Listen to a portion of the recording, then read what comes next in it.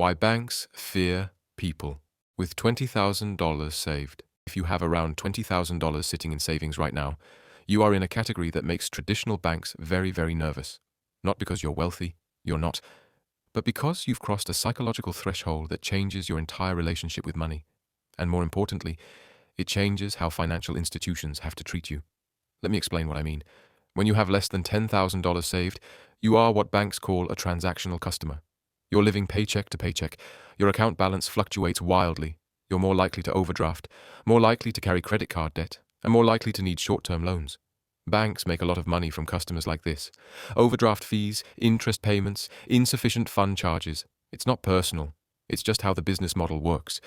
But once you cross $20,000 in liquid savings, something shifts. You stop being reactive with money and start being strategic. You stop paying fees because you have a buffer. You stop carrying balances because you can pay in full. And most importantly, you start asking questions. This is where banks get uncomfortable, because $20,000 is enough to make you dangerous, not rich. Dangerous? You now have options. You can negotiate. You can walk away. You can move your money to a competitor offering better rates. And that threatens the entire relationship banks have built with you since you opened your first checking account. Let's talk about what this threshold actually represents from a behavioral finance perspective.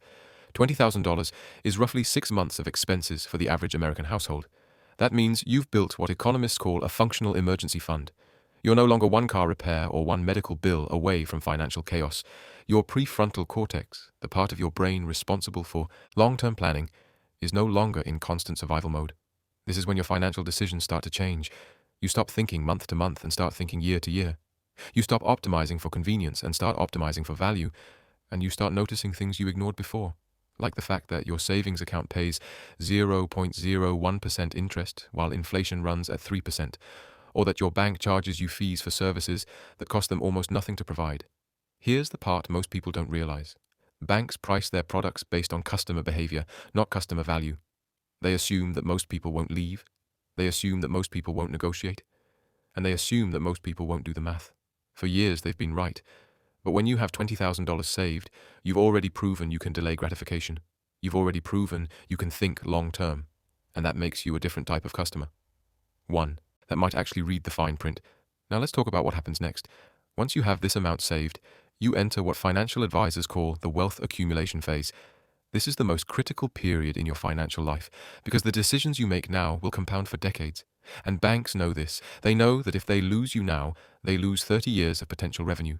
So they start offering you things: better credit card offers, investment account promotions, mortgage pre-approvals. They want to keep you in their ecosystem because they understand something most customers don't. Switching costs are psychological, not financial. The hassle of moving accounts, updating direct deposits, and learning a new app keeps people locked in even when better options exist.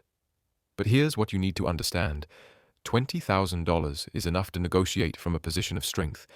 You can call your bank and ask for fee waivers. You can demand higher interest rates on savings. You can threaten to move your business, and often they'll make concessions to keep you. Because losing a customer with $20,000 isn't just losing $20,000. It's losing the projected lifetime value of that relationship. And that number is much, much higher. This is also the moment when you should start thinking about asset allocation. $20,000 in a checking account earning nothing is a decaying asset. Inflation erodes its purchasing power every single day. At 3% inflation, that $20,000 loses $600 of value every year just by sitting there. Most people don't move it because of loss aversion.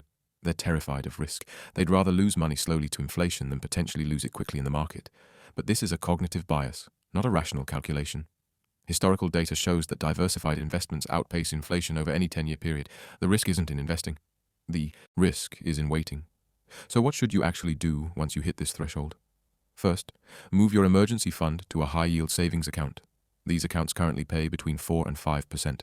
That's the difference between earning $20 a year and earning $1,000 a year on the same balance. It's not life-changing money, but it's free money. And it takes 15 minutes to set up. Second, stop paying for banking services. If your bank charges monthly fees, move. There are dozens of institutions that offer free checking, free savings, and better rates. The only reason to stay is inertia, and inertia is expensive. Third, start thinking about tax-advantaged accounts. If you're not maxing out an IRA or a 401k, that $20,000 could be working harder in a vehicle that compounds tax-free or tax-deferred. This is where wealth actually gets built. And fourth, understand that $20,000 is not the finish line. It's the starting line. This is the amount that gives you leverage, the amount that gives you options, the amount that lets you think strategically instead of reactively. Banks fear people with $20,000 saved because those people have graduated from being revenue sources to being flight risks. They have enough to leave, enough to negotiate, enough to ask uncomfortable questions. And if you're one of those people, you should use that power. Because the financial system is designed to extract value from people who don't pay attention. And now that you've saved this much, you've proven you're paying attention.